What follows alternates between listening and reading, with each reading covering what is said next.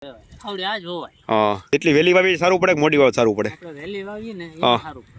તો મતલબ એને ગ્રોથ થવાનો પૂરો સમય મળી રહે.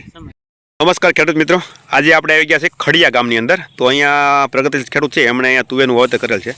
તો આપણે એની પાસે અભિપ્રાય લેશું. સૌ પ્રથમ પહેલાં તમારું નામ આપજો ને. બાટવા રાહુલ. અને તમારું ગામ? ખડિયા. તાલુકો જિલ્લો? જુનાગઢ. બરોબર છે. અને તમે આ તુવેરનું વાવેતર કેટલા વીઘાનું કરેલું છે? 9 વીઘા. બરોબર છે. બીજું કે મારે તમને ખાસ એ પૂછવાનું હતું, તમે આ તુવેર જ્યારે લાવ્યા ત્યારે તમને ખ્યાલ ક્યારે આવ્યો હતો કે ભાઈ મારે આ પુષ્પા તુવેર માર્કેટમાં છે કે વાવી છે? તમને કોઈ પણ જગ્યાથી માહિતી મળી છે? કઈ રીતે મળી હતી? યુટ્યુબમાં માહિતી મળી હતી અને બીજા સંબંધીઓને એને પણ કીધું. એને કીધું હતું કે આ વેરાયટી સારી છે એટલે તમે લાવ્યા હતા. બરોબર છે.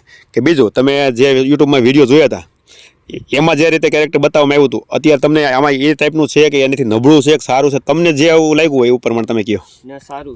બરોબર છે. એટલે મતલબમાં યુટ્યુબમાં આપણે જે જોયું હતું એની જેવું એ પ્રમાણે. બરોબર. નહીં તો શું હોય, બધી કંપનીમાં જનરલ એવું હોય કે સારી જગ્યાએ હોય ત્યાંથી વિડીયો બનાવતા હોય છે અને કે જે વસ્તુ બતાવી હોય એ પ્રમાણે પાછી હોય નહીં. તો આ ભાઈ તમારા અત્યારે પોતે જ વાવે છે ને? હા, બરોબર છે. તો આ રાહુલભાઈના પપ્પા છે અને પોતે ખેતી કરતા મોટી ઉંમરના વ્યક્તિ છે. તો આપણે એની પાસે પૂછ્યું કે વડીલ, આ તમે તુવેર વાવી, બરોબર, તમે કેટલા વર્ષથી તુવેર વાવેતર કરો છો?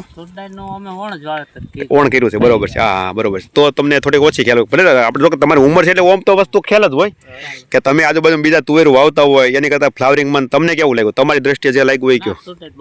સારી છે ને? બરોબર. તો બીજા કોઈ ખેડૂતને આનું વાવ્યું હોય તો ભલામણ કરી શકાય, હોવાય કે ન હોય? હા, બરોબર છે. અને બીજું કે આમાં વહેલી વાવી ને 5 મોડી વાવી હોય, બરોબર છે, તો એમાં કેમાં સારું પડે? જેટલી વહેલી વાવી સારું પડે કે મોડી વાવ સારું પડે? તો મતલબ એને ગ્રોથ થવાનો પૂરો સમય મળી રહે. તો ખેડૂત મિત્ર, આ તુવેરનું તમારે જો કોઈ ખેડૂતને વાવેતર કરવું હોય તો જેટલી બને એટલી થોડુંક વહેલું વાવેતર કરશો ને તો જેથી કરીને એને મતલબમાં ગ્રોથ થવાનો પૂરો સમય મળી રહે. અને બીજું કે તમે આમાં શેનું વાવેતર કરેલું હતું? મગફળીનું વાવેતર કરેલું હતું. કઈ મગફળી હતી એમાં? 39 નંબર. બરોબર છે. એ ખાંડી તમારામાં ઉતરી. તો ખેડૂત મિત્રો, આમાં મગફળીનું વાવેતર હતું અને તુવેર તમે પાળા ઉપર વાવી હતી ને? હા. તો ખેડૂત મિત્ર, તુવેરનું વાવેતર ખેડૂતે પાળા ઉપર કર્યું હતું અને અત્યારે હાલની પરિસ્થિતિમાં તમે જોઈ શકો તો આ રીતનું આપણે છે. આપણે કોઈ છોડવાને અડતા એટલા માટે નથી કે જેથી કરીને વાસ્તવિક જે હોય ને એ ખેડૂતને જોવા મળી રહે. તો આ રીતની અત્યારે તુવેર છે. તો બસ આજે આટલું. નમસ્કાર.